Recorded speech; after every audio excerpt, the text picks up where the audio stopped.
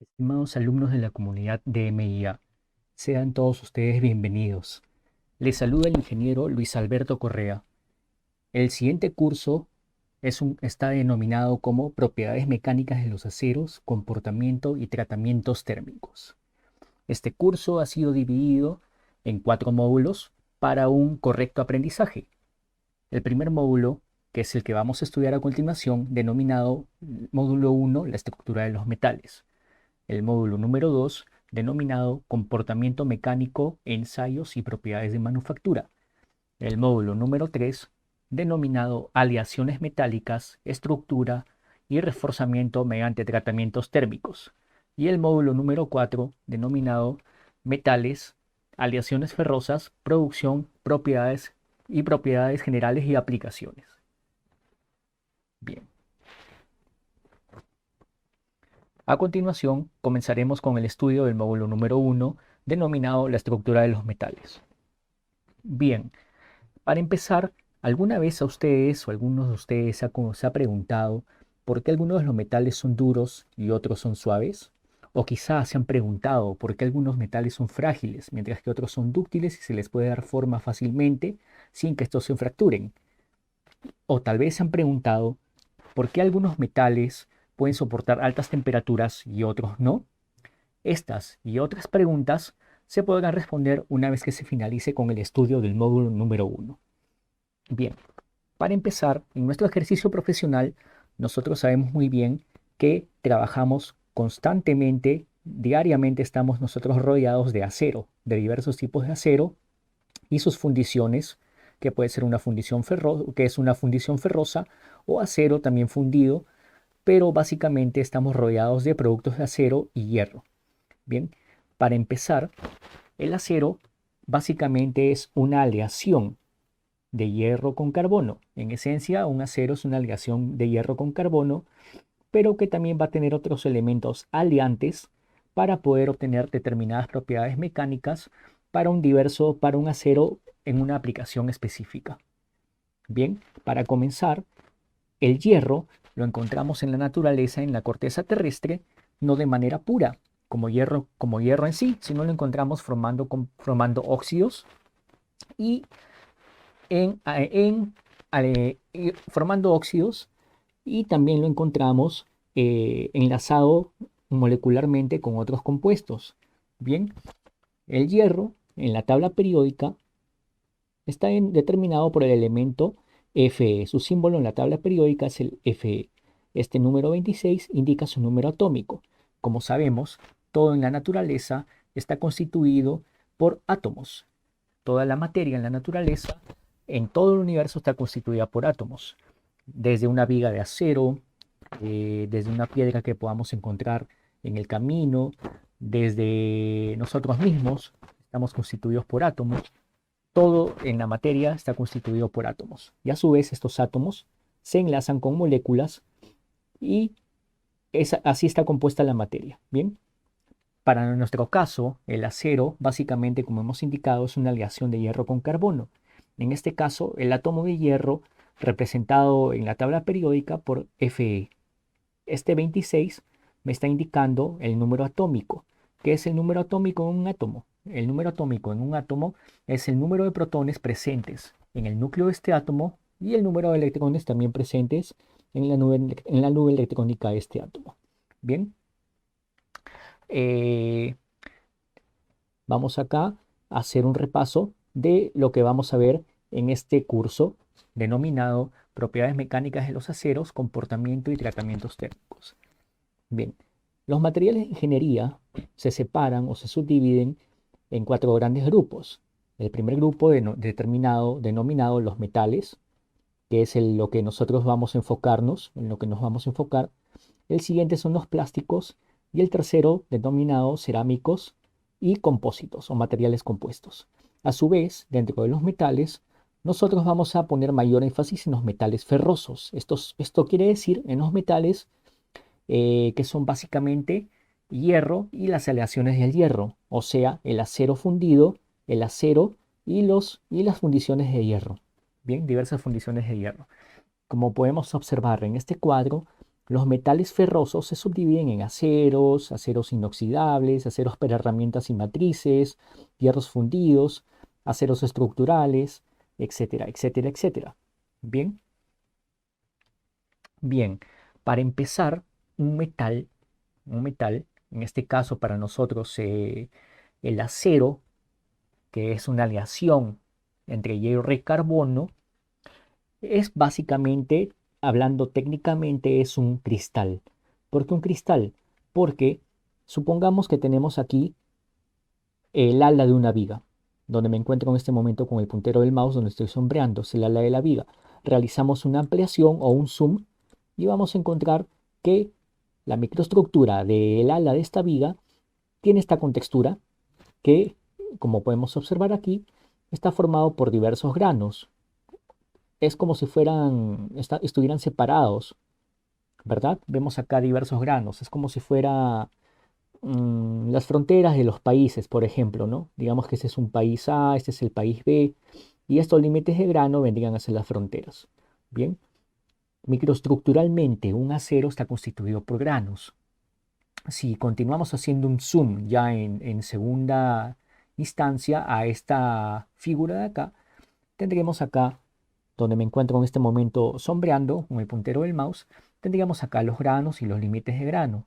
Si hacemos un zoom más a esta formación, tendremos lo que encontramos aquí arriba, que estoy sombreando en este momento también, que es un arreglo periódico. Un arreglo periódico y formando acá una retícula cristalina. Bien, ¿por qué decimos que el acero es un cristal? Pues bien, porque como hemos indicado, un acero básicamente es una aleación de hierro con carbono, donde para que se llame acero, el porcentaje de carbono en masa tiene que ser, el porcentaje de carbono en peso tiene que ser desde el 0.008% hasta el 2.11% de carbono como máximo. Bien, vamos a ver acá.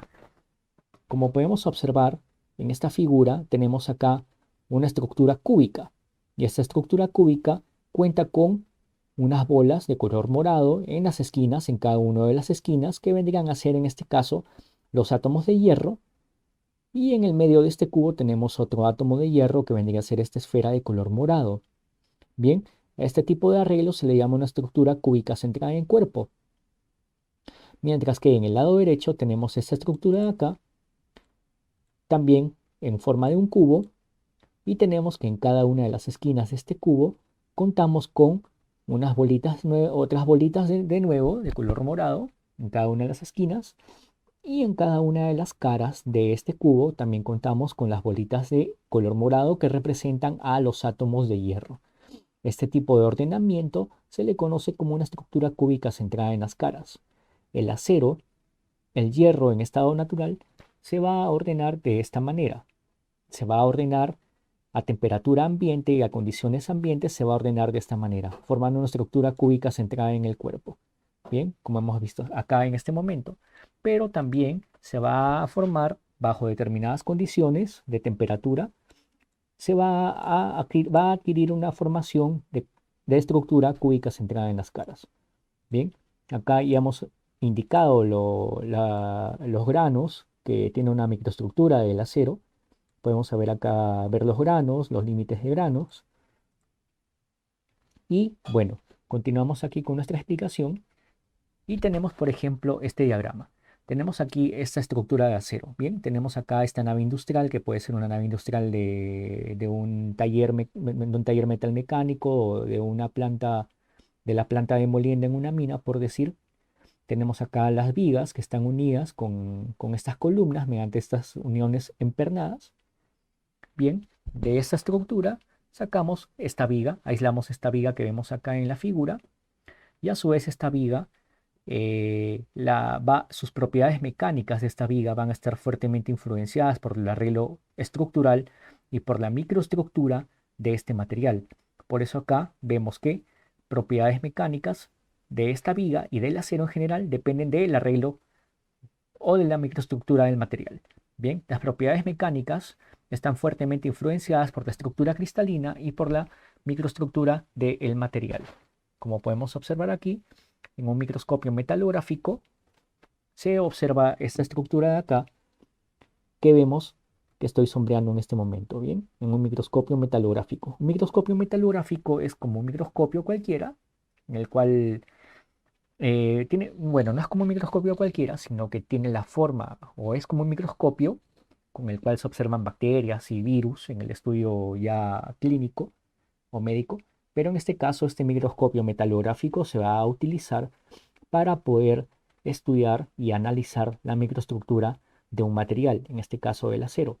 Bien, las propiedades mecánicas están fuertemente relacionadas con la microestructura del material. En este caso tenemos, por ejemplo, acá un tornillo de banco sujetando una probeta soldada. Se le da un martillazo y vemos que es un material tenaz. Bien, que es un material que soporta el impacto sin fracturarse. Bien, pero ¿qué pasa si, por ejemplo, tenemos acá una plancha de acero y se está soldando? Bien, se está generando un aporte de calor. Acá en la estructura, en el metal, se está generando un aporte de calor que va a afectar la microestructura del material. Por eso en el proceso de soldadura es muy importante controlar la temperatura y controlar el aporte de calor en la unión soldada, porque el exceso de temperatura va a generar alteraciones en la microestructura del material que van a hacer que las propiedades mecánicas del material cambien completamente.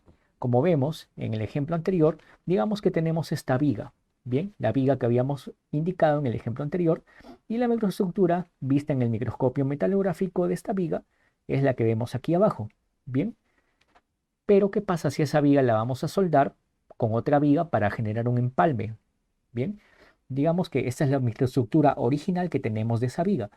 Esta viga se va a soldar, como vemos acá, se va a aplicar una soldadura y la microestructura puede ser severamente alterada por el calor de la soldadura, como les indiqué. Bien, y podemos al final, debido al aporte de calor, la microestructura del material se va a ver fuertemente alterada en la zona adyacente a la soldadura, lo que se llama como zona afectada por el calor, y se podría generar una estructura o una microestructura totalmente diferente, como podemos observar aquí que estoy sombreando, que observada en el microscopio metalográfico podría formarse una estructura totalmente distinta a la microestructura original.